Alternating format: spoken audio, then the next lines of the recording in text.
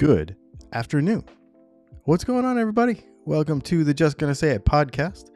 We took a couple of days off. We didn't have a live stream last Thursday night, and so came out with a video yesterday, which we're going to get into in just a minute. You're gonna get inside my brain a little bit today, because we're going to talk about some things that are really on my mind, really bugging me, and that's what the purpose of this podcast is just to kind of get some things out there. The other thing we're going to do that I'm very excited about, that I did not put in the thumbnail, is that I've got the Tone X pedal here, and we are going to have this on the channel very soon. But I want to talk about some things. We're going to dive into this just a little bit, kind of pre-review, so that if you want some, get some questions in there about this thing, especially if you're watching this in replay, and you can put them in the comments. We will, we will chat about that. So we're gonna talk about the Tone X. Before we get started, I want to let everybody know that you can go to patreon.com/DylanTalksTone, and you can watch all of our content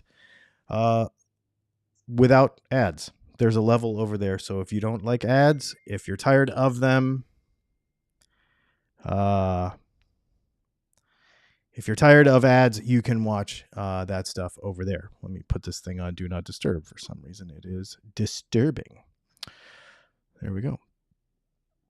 And yeah, so that's pretty cool, as well as check out some of the people that support our channel in the comments below. Runway Audio, of course, Dylan Talks Tone, if you want to buy some pickups. And who else is down there? Stumac, as well as Sweetwater. So those folks support the channel, so I appreciate all of them, and I appreciate all of you for watching. So I put out a video on Monday, and okay, let's go back to the beginning. When I started this channel, 2014, the goal of it was to bust myths and to kind of show the difference between like what traditional folks in press, in magazines, in that kind of stuff, caused the guitar world to believe versus the actual physics of what happens in an electric guitar. And it was really fun because there's a lot of myths to bust. And I really enjoyed making that content for a really long time. And I know that a lot of you are here because of that content. In fact, I get a lot of people in the comments saying, I wish you would do more, whiteboard videos and do some more of those like more experiment videos like you used to do in the past. And we don't do as many of them anymore. There's a reason for that, and we'll get to it in a minute. And so we made, 1,100, 1,200 videos, something like that. We're making 4 productions a week right now. It's a lot. And what's interesting is over time, basically, let's just say this. There's only 30 something parts to an electric guitar. And the physics surrounding an electric guitar are actually very simple. It's a very simple, when I say instrument, I don't mean instrument as in musical instrument. I mean, it is a simple instrument of physics. There are not very many things involved. You can dive into many of the aspects of it. And you can really go down a lot of rabbit holes, right? But after about 1,100 videos, we've really covered a lot of that stuff fairly thoroughly. And what's happening is, and I think the world is in a different place now. I'm in a different place now. The YouTube is in a different place, and instruments themselves are in a different place.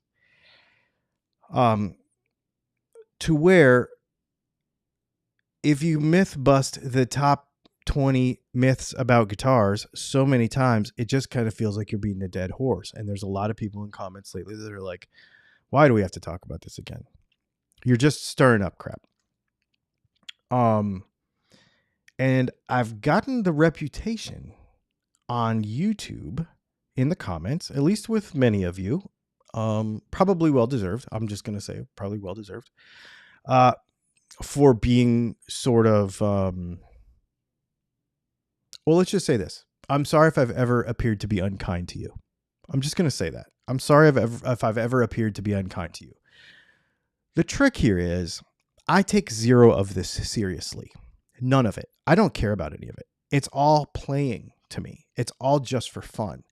But I know many of you, and I don't fault you for this. You can do whatever you want. It's totally fine.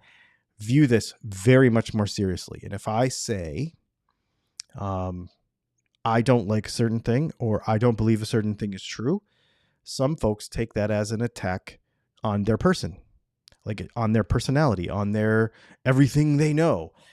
And I don't like being that guy. I never have. Contrary to what some of you may in the comments may believe, I'm not that guy. The thing is facts are facts, and I'm a pretty pragmatic guy when it comes to this stuff. When it is the thickness of a finish, blah, blah, blah, blah, blah, blah, blah, fretboard oil, which is what it was this week, that made the big stink. Pretty pragmatic about it. Like, well, oil is not water. The end. You cannot hydrate a fretboard with oil. You can create a sort of a finish with fretboard oil, but it does not hydrate it. Putting oil on a fretboard will not control the humidity of the fretboard so as to control fret sprout and such.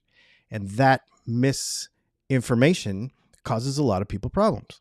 And so I feel very strongly about being true to that. People take offense to those things and they think I'm being mean, and I'm not. I'm just really just being direct about it. It is what it is. Science is science. But if I've ever offended you by doing so, I didn't mean to. I didn't really mean to. Leslie and I were talking about it this morning. I literally got up this morning like, I'm tired of this crap. I'm over it. I'm so over it. I hate this stuff. In my mind, I was like angry with myself for creating this monster. And I'm just like, I cannot do this anymore. I can't be the Mythbuster guy anymore. I can't do it. Will we be technical about stuff? Yeah. And I realize that there is a large majority of people, who watch this channel because they want to see that super technical stuff. And so when we get into product reviews, when we get into other things that I'm excited about, they don't like it. And I realize that it may hurt my viewership. It may hurt the people that, it may hurt the numbers. The number of people who watch my particular kind of videos who come to see a certain thing may come here and not see that anymore and be disappointed by that. And to tell you the honest truth, I love y'all, but I have to watch out for myself. I can't do it anymore. I cannot be the person on the internet who challenges people who don't understand this stuff. I can't be the guy that challenges it. I don't believe it is in the correct spirit of community. And I've felt like this for a long time. So if you've seen me in the comments saying things that you're like, you're full of crap. You've been in the comments and you were mean to me the other day. I know, because I've been fighting with how to fix this. I'm not a mean person. Not whatsoever. Not whatsoever. But defending a position can come across pretty cocky, and I don't like to do that. So that's not what this is about. We're playing guitar. We're having fun. It's called playing guitar. I actually stole that from John Mayer. I love that. Why don't we just play guitar? Why don't we just have fun? I can tell you how stuff works. We can talk about pickups, and you can make your own decision, which is what I've hoped that people would do all along the way. The problem is that many people feel like I have been challenging their reality, and I just don't want to do that anymore. I'm just kind of tired of it. I really enjoy the creative side of what we do. I don't so much enjoy the aftermath of what we do.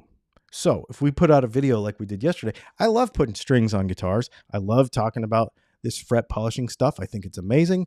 I don't use steel wool on my guitars. You can if you want. I don't care. It doesn't bother me.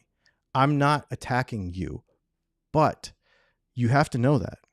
I'm not attacking you. You can do whatever you want. I personally don't think it's the right thing to do, but we all have differing opinions, right? It's really hard to articulate that stuff, especially in the comments afterwards. And comments are just a bad place to do that. So go down in the comments, comment as much as you want, contribute to the community. Please do it in a positive way. I apologize for not doing it as positively as I should at some times, and I am not going to contribute to that sort of spirit anymore. I'm not. I'm over it. I've been thinking about this all day because it really bugs me. It really bugs me to be, I don't want to say perceived as that kind of person, but I guess maybe that's it. Because I'm just a human being. And I think what happens with YouTube is you get a human being with a camera, and you press record and you press upload. The only difference between me and you, see, you have a cell phone in your pocket and you have a YouTube account. The only difference between me and you is that I have pressed upload like 1,200 times. You could press upload 1,200 times and be right where I'm at. Let's get into some comments because I want to chat about this. I don't know. People think people so seriously. It's just the internet. So here's the thing about it's just the internet. There's two things. One is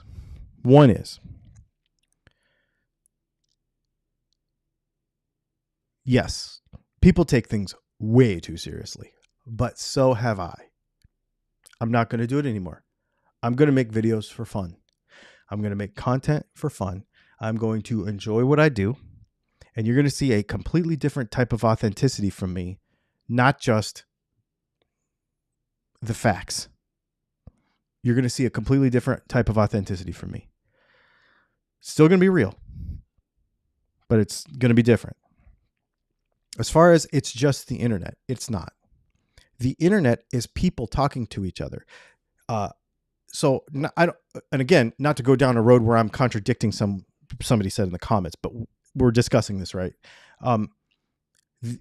You're right. It's just the internet, but the internet is human beings having conversations. That is all it is. It's this person talking to that person in whatever format it is, whether it's an email, whether it's a website, whether it's a whatever. It's people communicating with each other. And if you cannot communicate civilly, you are part of the problem. I personally do not want to contribute to that problem. And I'm going to go out of my way to make sure that I do not do that. Yeah. I just, Afternoon, Chris. Hey, Chris, I got your guitar in the mail. Well, I'm not even going to say what it is because we're going to do a live unboxing on Friday. I'm actually going to leave it in the box until Friday.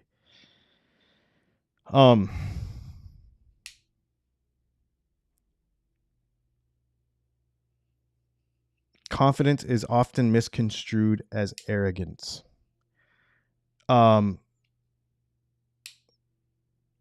That is true.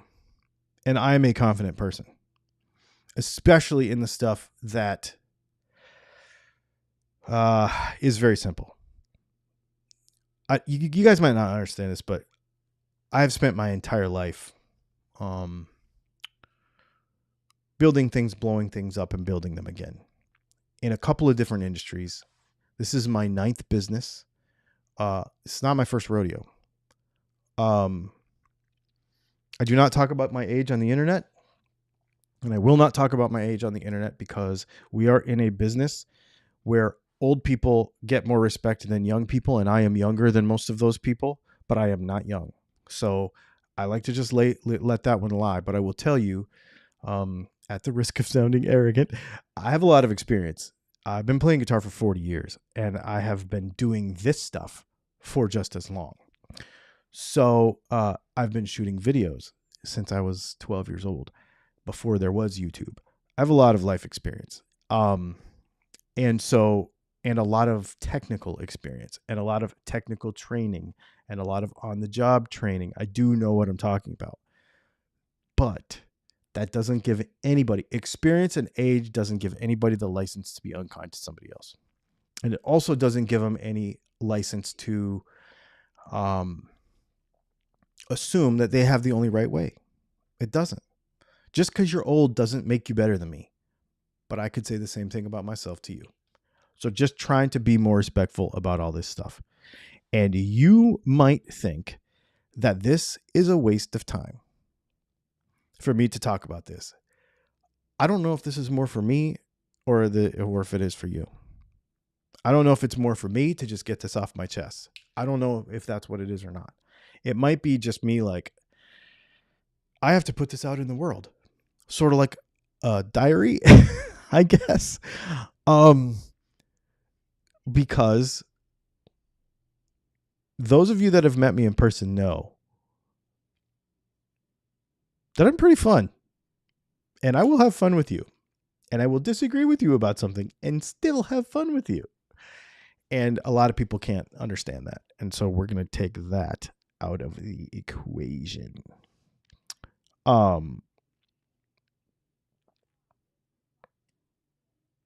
So, yeah. And somebody said, I hope you're well. I am. I'm very good. I'm really good. I'm really happy with where we are. I'm really happy with where I am, except for one thing. One of the things that I don't think, and this is, I should preface this by saying this is not being ungrateful or complaining or anything. I want to explain a circumstance, and you've probably heard other folks that do what I do in this situation.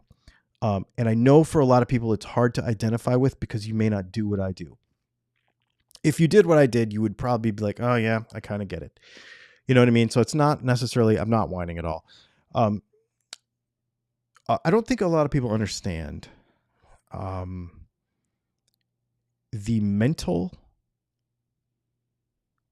and financial and other cost at which we make this content. It is really taxing. And I love it and I enjoy it and it is really fun and that's why I do it. So when I love it and enjoy it and it's really fun starts to go away because of the kind of content that it is, then I have to make a change. And so that's what we're doing. What I hope is that it will make me feel or make you see a much more authentic side to me. You guys don't understand how I've told my closest friends, I am not a guitar nerd. I only play one on television. That is true. That is 100% true. And so you're going to see it. And if you feel that you cannot follow what we do anymore because of that, I understand. And if you want to unsubscribe, I understand. I fully expect to lose subscribers and views on videos. And I fully expect video views to do less in the first 24 hours than they have been doing lately.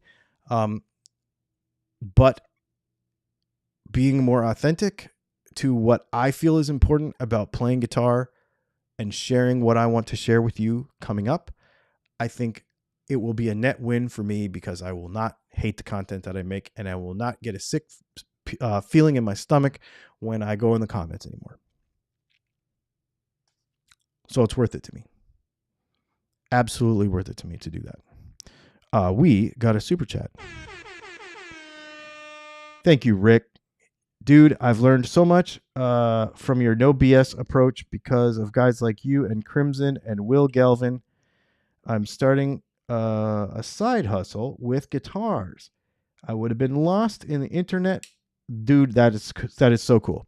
No, I appreciate that a lot. And that's, that part is never going to change, right? Because you got to tell the truth about a guitar stuff. But I'm also, what I want to do here, let me just give you kind of an elevator pitch of what I want to do. I really want to take a more exploratory approach to guitar tone. What I mean by that is, I was listening to a podcast today, and and he's a guitar player. He's a physicist, but he's a guitar player. I was actually thinking about this. And just bear with me. This is going to get really into the weeds here. But it's something I want you to think about. Okay? Technology from 1900 to 1950 went at a snail's pace.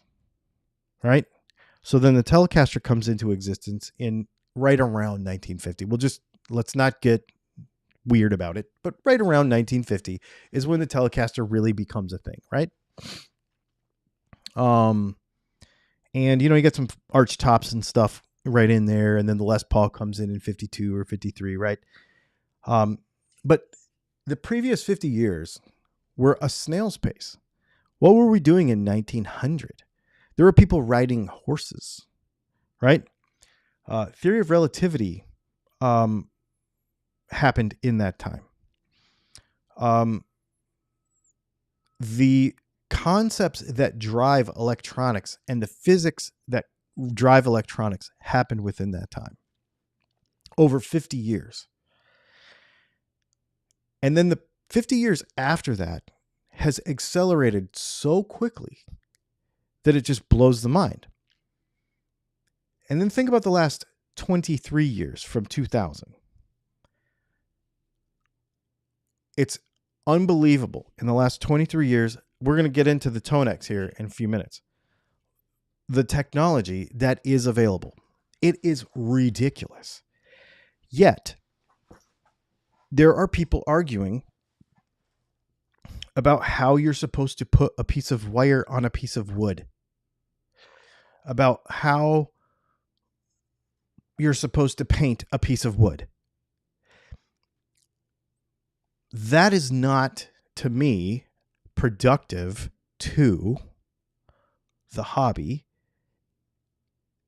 to expand it into the future. We do not do this with anything else. We enjoy the history with a lot of other things, but we do not hold the history back from becoming the future with most other things. And so I don't want to do that. I want to take an exploratory approach to tone. Many of you know that I'm not a very good guitar player. I know this stuff, but I'm not a good guitar player. I can make a really good pickup. I'm very proud of that. And I can set up a guitar, but I'm not a very good guitar player. And I don't know the building blocks of certain things, and I want to explore those things. And I'm going to take you along the journey with me, and you're going to know stuff that I don't know, and you're going to help me do it. And we are going to do that together, and I am going to be exploratory. I'm going to intentionally be exploratory. I do not look down on the past. I think it's amazing. I would love to own every vintage guitar I could ever get my hands on. I'm not that guy. It's like only Kempers for life. You know what I mean? I'm not that guy.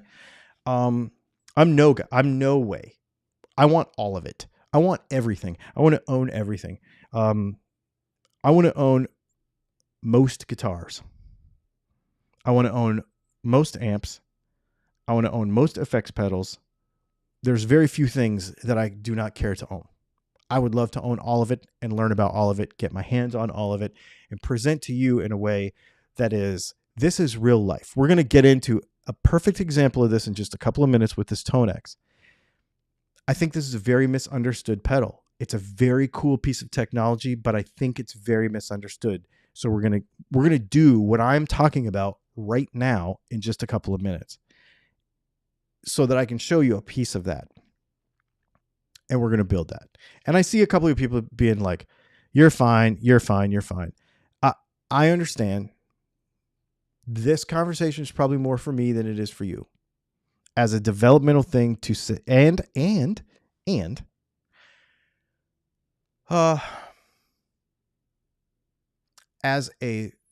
for a level of accountability. You are all my accountability partners now. And if you catch me slipping, and saying something stupid in the comments because I cannot stop myself from sharing an opinion that doesn't need to be shared, then you're going to hold me accountable to it. And I expect you to do that. We're all friends here. And that's what I want to take.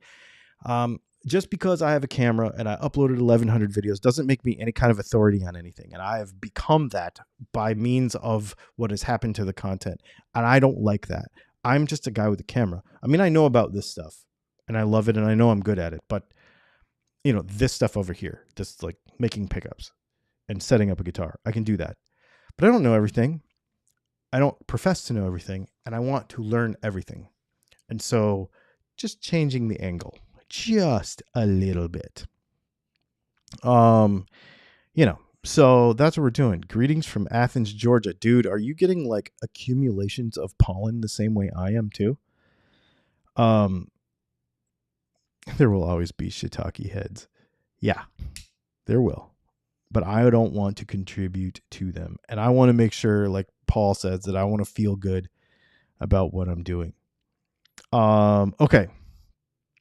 We're not going to do oscilloscopes and we're not going to do little stupid graphs, you know, that kind of stuff, because I just don't want to go down those rabbit holes anymore. We're going to make music. We're going to make sounds, and I'm going to show you what I'm doing. Let's get started. Okay. Thanks everybody for listening to that, because it's just something that's been on my mind and I just had to get it out of my head. The level of production is going to change. There's going to be a bunch of vloggy kind of stuff. If you don't like it, that's okay. I am literally taking a gamble with my entire business to make this change, but I have to do it to feel better about myself and what I'm doing. So, because it can't cost you, you know what I mean, in the long run. So anyway, today's the first day you've noticed the pollen. Holy crap. You look at my Instagram. On the Dylan Talks Tone Instagram, I took a picture of my Audi this morning, and it's like literally you get in the car and you drive across a parking lot and it just like blows off the car in sheets. It's just like so heavy. That was an awesome rant. You know, I hope that wasn't a rant. I hope that was me sharing something that I've never shared in that way before. That's what it is to me. To me, it's an authenticity share that needs to be done. And somebody got in the comments this morning. I will address this. Somebody got in the comments like, you need to keep doing what you're doing because all these snowflakes can't handle you or whatever. I'm not a name caller. I don't do that. And I think everybody deserves to be recognized for whatever. I don't care. I'm not a side taker, if that makes sense. I just like people. I think people are cool. I actually still have a fair amount of faith in people as humans. But I also can spot the shitty ones. You know what I mean? And so just knowing that I know the difference, hoping that you're just going to be a good human being and just play guitar. That's what I'm going to do. So let's do it. So, I want to talk to you guys about this new Tonex thing. So this was kind of funny. The guy from IK Multimedia called me. I was on my way home from Atlanta yesterday, and the guy from IK Multimedia called me in the car, and he's like, hey, I'm going to send you one of these things, but we don't have any. They sold through their entire first shipment of them, and they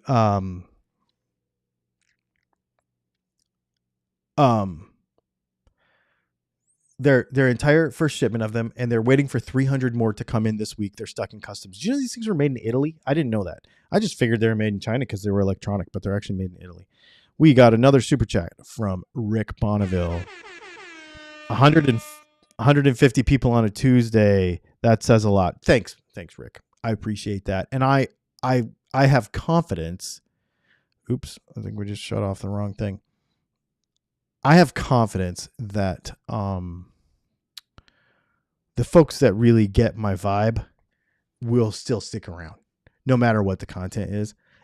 I really get. I have confidence in that, because if you make good stuff, people will stick around, and you'll continue to grow. I think there will be a bumpy period where some folks that were here to see drama which I admittedly know that I have created some, will not stick around. So I do get it.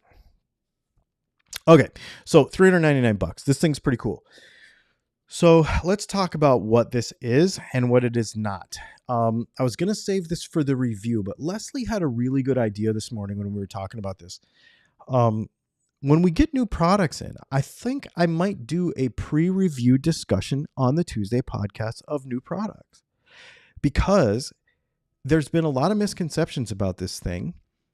And instead of missing it in the video when we do the review, because she's like, first of all, don't call it a review, which I think is really interesting. Because she's like, you don't really review products. You try them out and you show them the stuff that's good, that's important to you, but you don't actually review them.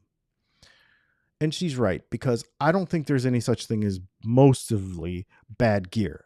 Most everything is really good. You just have to figure out where in the market it is intended. So what I mean by that is, a Line 6 Spider amp is a great amp if you're 13 to 15 years old, or if you're a very beginner guitar player and you want to experiment around with some basic sounds and you've got a Squier Affinity and you're playing in your bedroom. It's a great amp for you. It's not a great amp for me because I appreciate different things about guitar tone. So you can't review a Line 6 Spider because you can't say this thing is awesome, because it's not awesome for me. But helping you to understand in the market where that product resides and who it's for is what I try to do. So that's what we're going to try to do with product reviews. But along the way, what I want to try to do with this, and I'm really excited about it, this was Leslie's idea, is to put this stuff as we get it in these conversations. So here's what I want you to do. Get in the comments below this video, or if you're watching it live, I want you to get in these comments over here. And you could use the super chat if you want something answered right now, what you want to know about this thing. And we'll have a live discussion. I will dispel some myths. I know that sounds funny because I said I wasn't going to do that, but you'll see what I mean. We'll talk about the product. We'll understand what it really is and what it really isn't. And if I don't know, it gives me notes to take to make sure that I put something in the review.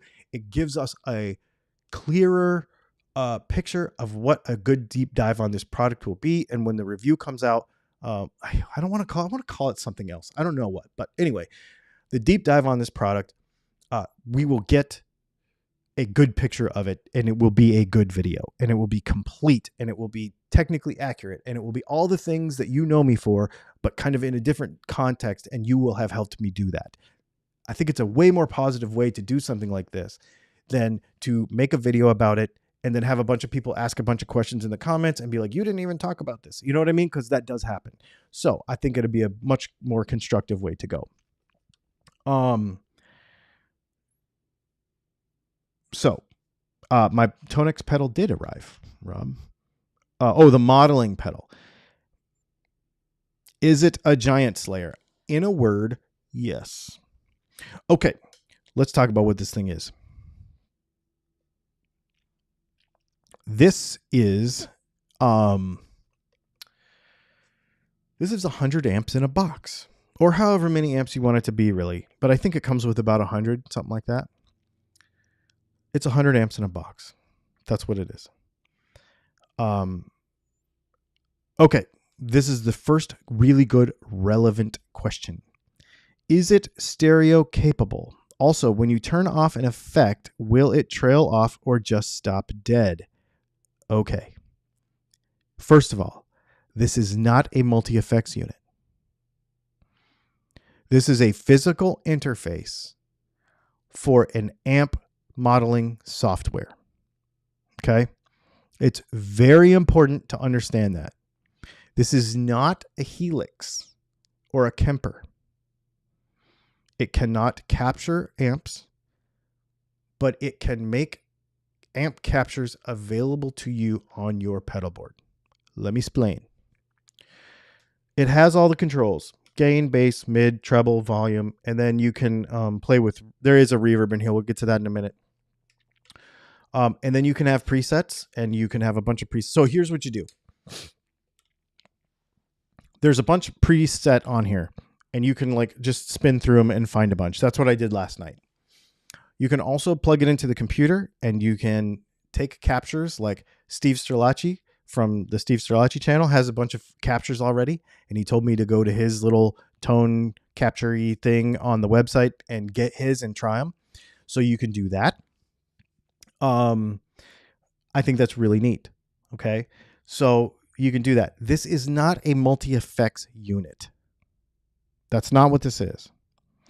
This is meant to be on your pedal board with your pedals. So you would put all of your overdrive and boost effects on this side of it, come into it just like you would your amp. And then you would go out to your time-based effects after. That's why it does not have an effects loop. There's no need for an effects loop because this sits in the signal chain. This is not an amp. Well, it isn't. You can view it as an amplifier signal-wise. So it does not need to be stereo because the signal comes in and goes out, and then you can use a stereo delay pedal, for example, and be stereo. This is meant to sit in the signal chain where you want it. So if you want a boost pedal here, bunch of overdrive pedals in your wah, into this, out of this, into a bunch of delay pedals and such, and reverb, and then out to the house, or out to a computer, or out to whatever you want. That's what this is. So this is 100 amps in a box that are meant to be put into a signal chain. Another super chat. Your content helped me restore my old guitars and to appreciate their quirks. People need to chill. All tone and no play is no fun at all. That's why I want to play more. I get it. So this is really interesting.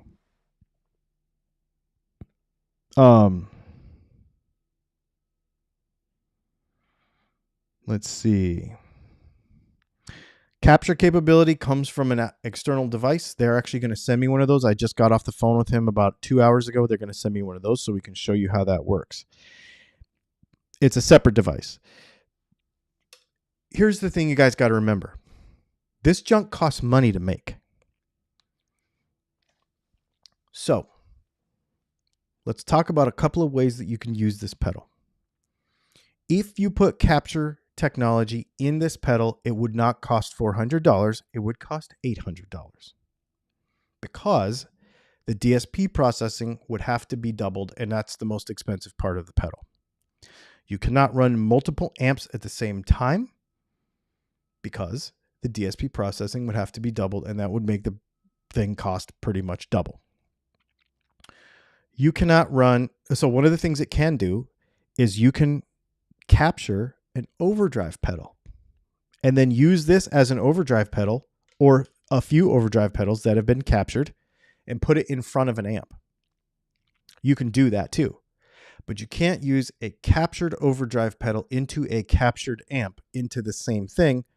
Processing power, $400. You got to remember how much this thing costs. DSP processing is expensive. And so if they put too much into one pedal, it has to cost more.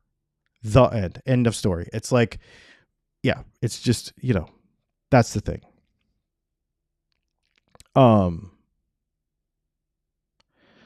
So you get their capture device, which is a separate standalone unit. It's not that expensive. They're going to send me one. We're going to do some videos with it. We're going to capture some amps with it. Then once it's in the Amplitude software, captured into the Amplitude software, then you can load it on here and you can bring your amps that have been captured using the second device to your gig just like you want. But you're not going to capture for $400. It's just kind of the rules of how money works. Can you buy captures of pedals? There are tons of captures of amps and tons of captures of pedals in the software. We will show that to you when we do the video. It is unbelievable, the choices. To be honest with you, folks who are like, I have my own amps and I want to bring them, I would be surprised if you made it that far. I texted the guy at IK Multimedia this afternoon and I was like, dude, I played this thing for 2 hours solid last night. which I've never done with any. I mean, I take stuff out of the box and I mess with it, and then I mess with it over a couple of weeks. But it's very often that it's not very often that I will take a new piece of gear just because we have so much of it around, especially digital stuff, and get lost in it for a couple hours immediately. This happened. This thing sounds so good, depending on the capture and depending on the amp and the type of sound that you want. But there is a good sound in there for everybody. I almost guarantee you.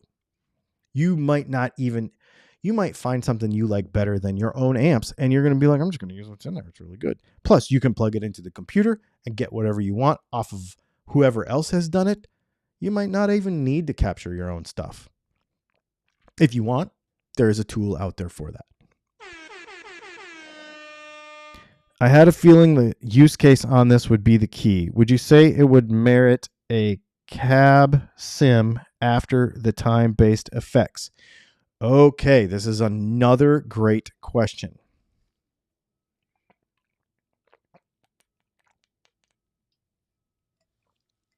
It places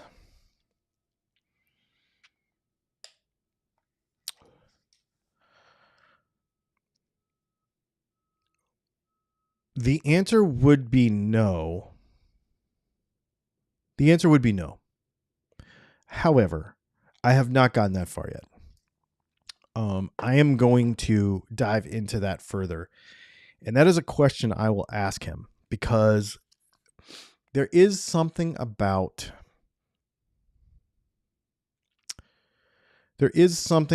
where you place the IRs when you record versus when you play live. That is a little unclear to me, and I haven't dove in that far yet. But I think, let's see, do you still have like the Black Star St. James? I'm considering one, but they have a bad reputation in some places, and I'm just wondering how it's working for you. It is the single most played amp in this place. It's right there. I love that thing. I use it all the time. And one of the things I've been doing, because I've been going back and listening through to my demos, thinking, I need to get a little pickier with IRs so that I can make them sound a little bit better. And so I've been playing with different IRs with that to make it sound better. I'm going to tell you right now, I may never use the St. James again. This junk is good. It's so fun. The twin reverb, or the super reverb in here, is so good. And that's like my favorite amp ever.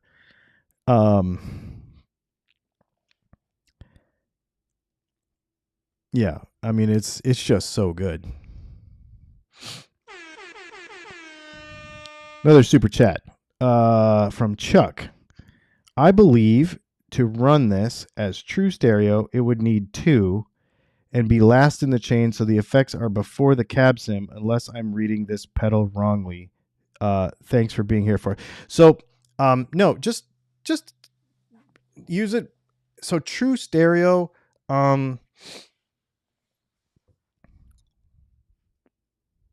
use this and a real amp. Why not? Use this and a Line 6 Helix HX Stomp.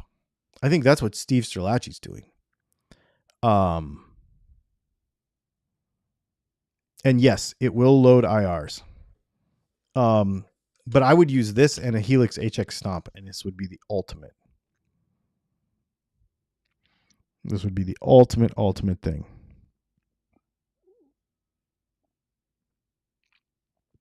Yeah. And Chris has a good point. It's not necessarily, so it's all about use case. So, cause let's see, David Kornblatt says it's a modeler, and in some cases it's better than a Helix. I wouldn't say better than a Helix because there's no effects in it. I mean, there's reverb, but they put, in fact, the dude from IK Multimedia told me yesterday, he's like, we weren't even going to put reverb in it, but we had a really good reverb, and we stuck it in there. The problem is now the reverb is before your time-based effects, And we didn't realize that everybody's going to love this reverb so much. And so now it's kind of out of order. And he's like, it's sort of an Achilles heel because they put it in there as a freebie sort of, but now it's out of order in the signal chain. So it doesn't make sense for some people. I used the reverb last night and I think it's fantastic. Yeah, I think it's fantastic. It's really good. And the other thing you can do at home, especially, is you can run your amplitude on your computer next to this and have two. So you could run, for example, you cannot run, because of the DSP power of this, you cannot run an amp sim and a pedal sim in the same box. But you could run an amp sim on your computer and you could run a pedal sim in the box, and then you would be able to run both of them at the same time. And that would work.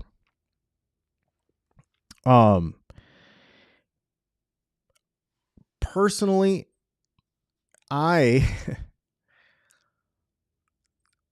what I would do, this is personally what I would do, is I'm not an overdrive pedal person.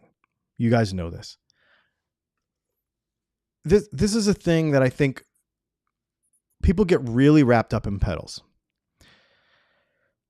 Especially overdrives. But what does an overdrive do? An overdrive pushes a tube amp when you cannot push the tube amp. See, we would love to play all of our tube amps on like 9 and then just use the volume knob on our guitar and like turn it down and now it's clean, and turn it up and now it's like, right? That's, in a perfect world, we would want to use our tube amps just straight, just wide open for overdrive. But we cannot do that because it's too loud. So if it was me, I would take an amp and set it up clean on this button, and I would take a different amp cranked and set it up on this button instead of using an overdrive. That's personally what I would do. And then I would just use time-based effects afterwards, like delays and stuff, to make the rest of it sound bigger and badder. OD saturates the preamp. It does, but there are, when you have every amp available, let me say this. I feel like when you use an overdrive, it's because you can't play loud enough, or you have an amp and you want it to sound like a different amp. So let's talk about the saturating the preamp thing. You saturate the preamp so it can sound more like a 5150, for example. And that might be a bad example and an extreme example, but the basics of that is true. You're taking, a 6L6 amp, an EL34 amp, so a JCM 800, a 5150, whatever, and you're using whatever amp that is predominantly driven preamp to get that big sound. But you have a Hot Rod DeVille. So you, put another amp in front of it, or another preamp in front of it, which is what an overdrive pedal is. And that pushes the preamp on yours because you don't have the Marshall or the whatever. And I know that that's kind of a blanket statement. Not everybody does that. But I think largely, if we were really honest with ourselves, we would say that we use pedals to make our amp sound like a different amp, or we make our pedals sound like they're louder than they are. So when you have, and this goes all the way back to my Kemper days, if you think of the fact that just use the amp that sounds the way you want it to sound, instead of putting a bunch of pedals in front of an amp that doesn't sound the way you want it to sound. And if you have them all right here, then all those options are there. So I could go from a super duper duper clean, like really clean, super reverb on 3 to a 5150 by a push of a button and have preamp gain for days, or an orange, or whatever. If I want power amp gain, plexi with just the knob dimed and no master volume, or, whatever amp you want, really, then you could put that on this button over here, and you would have all those different kinds of power stages that you're trying to simulate with pedals. Unless you have a specific pedal sound that you really like. Then what you do is you model the pedal in front of the amp that you want, and you put it in here as a preset. You could do that too. So one of the things he suggested to me was, what if you took, let's say you had Hot Rod DeVille is a great example because it's a really common amp, and like lots of people have them. So let's say you have a Tube Screamer and a Hot Rod DeVille. So you could profile it twice. You could profile it, capture. You could capture it twice. You could capture one where it's the amp by itself, set how you want it to be set. Then capture it again with the pedal in front of it and put them both on here on two presets and not have any pedals, because it would do exactly the same thing. And then just have some time-based effects after it. Boom. There's lots of neat ways that you could use this thing. I think it's really, really cool. What do you think would be the best distortion overdrive for an EL34 amp? The knob all the way on 10 would be my number one choice. Or 9 or 7 with a P90. I don't know. What do you guys think? I mean, I don't know.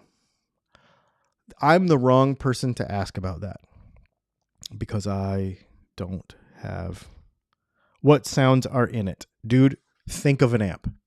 It's in there. And if it's not in there, it's in the software. And you could just hit a button and download it. Can't your EQ pedal make your amp sound like another amp? That is a great question too. I don't think so. My opinion is no, because it can't. It's not just about EQ. It's about the compression that happens from the tubes, from the power stage of the amp and how it relates to the preamp. It also is the compression that happens where the volume is on the amp. There's all kinds of other things that are going on other than just I want more treble or more bass with an EQ pedal. You could probably get a lot of places with an EQ pedal, but I think if we're really getting picky about this, I think you can't. I guess it always depends on the cab and the room. It does. You're right. So the cab sims on here are allegedly very good as well. I've not explored everything yet. I just started flipping through stuff with my PRS last night and just started playing and playing and playing.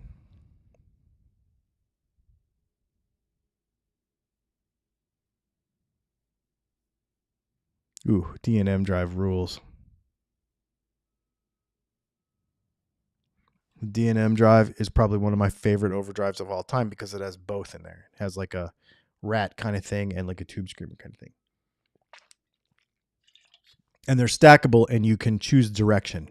So you can put the Tube Screamer in front of the rat and the rat in front. You can there's a switch, which I really like.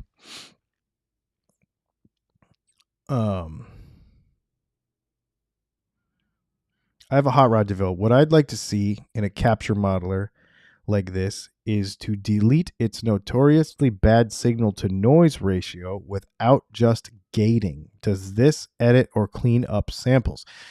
I think so. This is just like any other capture device. The quality of the capture makes all the difference in the world. If you have a terrible microphone in an echoey room and everything is noisy, you're going to get a bad capture. If you do it properly, you'll get a good one.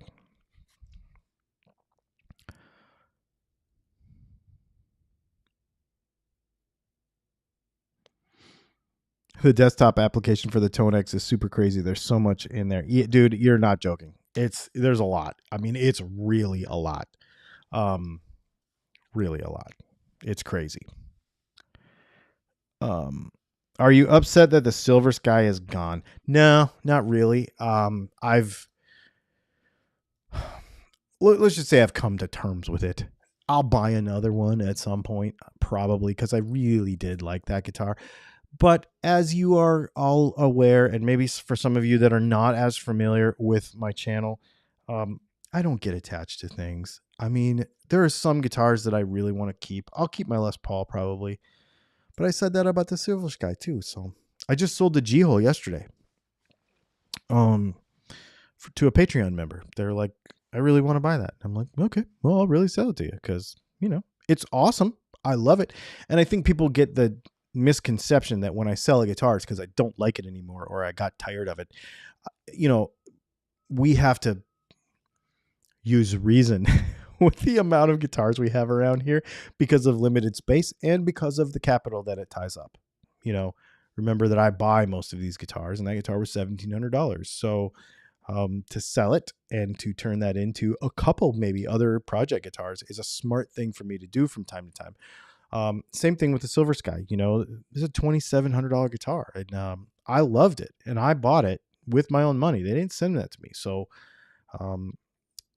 in order to free up some capital to do some other projects and to make more cool videos and that kind of thing, I kind of have to do it. It's like you can't stay solvent just buying those guitars and keeping them forever. You know what I mean? Plus the content gets boring. I know there's other channels where guitar players are known for the one guitar that they always play, but we don't have that kind of channel. So, that pedal show, for example, they're really known for a couple of guitars, right? But they like that consistency so that you can hear all those pedals that they test and stuff. And when we get that far and we're doing that kind of stuff, I probably will have one or two guitars that I'll always use.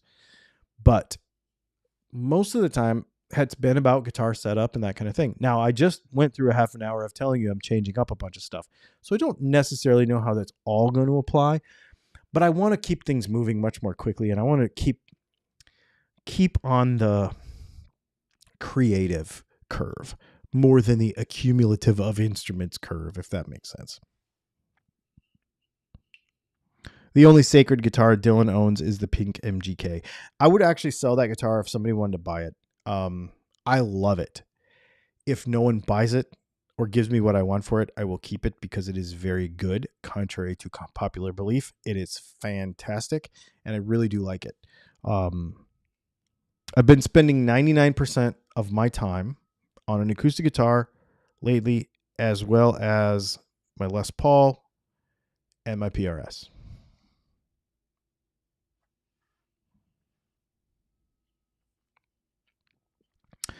Tip for combining two singles into a humbucker in series. Does the DCR add up? So if you put it in parallel, it will go in half. And if you put it in series, it will be cumulative. The Tonex pedal is for your pedal board. Is the captured amp with the knob settings where you leave them when you gig, including the tube complex saturation? I kind of understand your question. I would say that the things that I've played around with so far have been stuff that I've not personally captured. It's been stuff that's been in there. But I will tell you that it is very reactive to when I turn the gain up here and the master down here and get really preamp gain, or turn up the master over here and turn the preamp down, which is what I typically do. I run the power side of the amp before the preamp side. Typically, I run the power side of the amp much harder than the preamp side. Typically, that's my preference, and it is very reactive to that. Very reactive and very good. I'm super happy about that. I really like it a lot. I think it works really well. The other thing too, don't forget, it's $400. You cannot buy an amplifier for $400 to gig with anymore, really. I mean, I suppose you could get a Boss Katana 50 and do some small gigs with it. This thing, you could do an arena with it. This is good enough to go play. I bet I already know people that are going to gig this thing live in front of many, many, many, many people. I mean the physical knobs of the captured amp. I don't know what you're talking about exactly. So what power amp? You don't. You put it what power amp would you pair it with? I wouldn't. You would play direct. That's what you do. You'd go line out to the house and do that. That's what I would do. I'm going to use studio monitors. So, yeah. Pros and cons of your opinion between low power A2 PAF compares to an A2 P90 Antiquity. So we make a Thruxton. Our Thruxton humbucker is an Alnico 2, and I really, really like that pickup. It's 8.2K. It's phenomenally good. Very similar to like a Slash pickup. Yep. You can find a used Hot Rod Deluxe for $350. That is true. That is true. When I talk about the prices of gear, I go in new. I talk about new gear because I don't buy used gear. I don't really. You could run it through a Fender GTX 100 set to the studio preamp. So you are right. You could run it through that.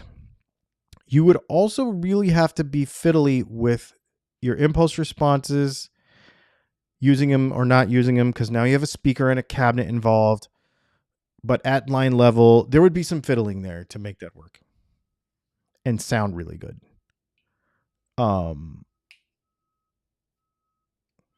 Do you feel Alnico 2 magnets and Strat pickups limit their ability to produce good overdrive sounds? I have a set of bare knuckle Sultans, great cleans, as the name would suggest. So I think there's a big misconception about pickups in general, that people think the lower numbers means the pickups are not going to be enough. But that's not really the case. It's a frequency response situation where the resonant peak of the frequency kind of moves around some. And so that's not necessarily how powerful the pickup is. It can mean that depending on how the pickup is put together, but it doesn't always mean that. And the majority of the time, it doesn't always mean that. It usually means that the frequency response is going to move around some. What do you dislike about stainless steel frets? Is it a tone thing or a feel thing? It's not a tone thing. The biggest thing I don't like about stainless steel, I would have them. I would totally have them. I've had them before. The reason I would not order a guitar with stainless steel, well, let me say.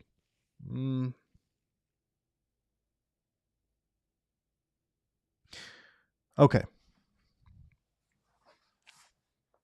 Why are you getting stainless steel frets? Let's get into that. If you want longevity, let me just say this. I would have a stainless steel fret guitar, but it would have to come from somebody who really knew how to do frets properly.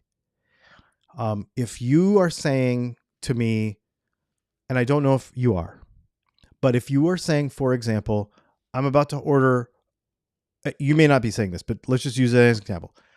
I'm about to order a Harley Benton because it says it has stainless steel frets on it.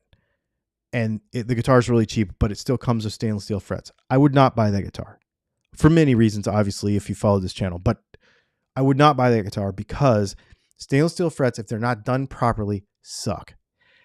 They can have a lot of chatter in them.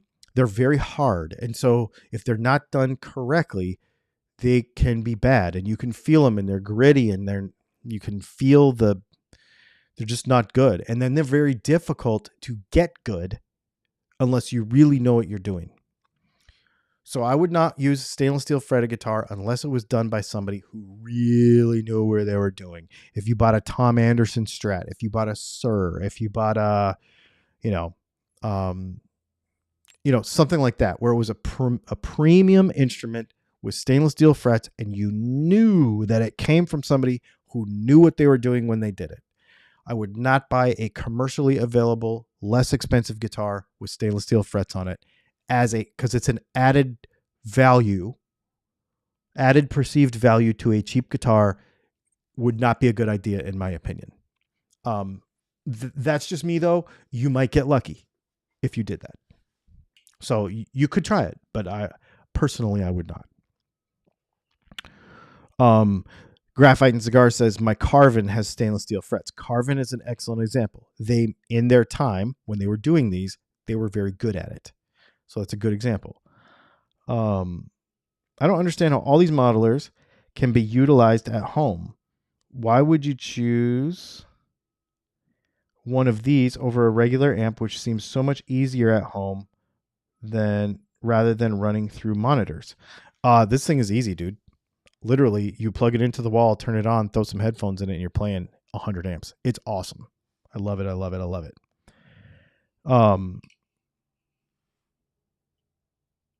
Yeah, that's Chris mentioned it. Carvin was bespoke and is bespoke. So yes, that's why. That's why I would go to somebody who really knew what they were doing. I would not buy a value added. If you bought a Texas Toast guitar, I would not get stainless steel frets from Texas Toast. And here's why. Because Matt says he doesn't like doing stainless steel frets. And if somebody doesn't like doing stainless steel frets, they're not going to be perfect. And I'm not saying they wouldn't be perfect. Everything Matt does is pretty awesome. But if that's not what he's good at, why make somebody do something that they don't like to do? I don't know. I don't believe in it. So yeah. Awesome. You guys, this has been super fun. I have to go. I try to keep these things to an hour. Thank you for listening. If you are still with me this far into this thing, you guys are amazing. And I cannot wait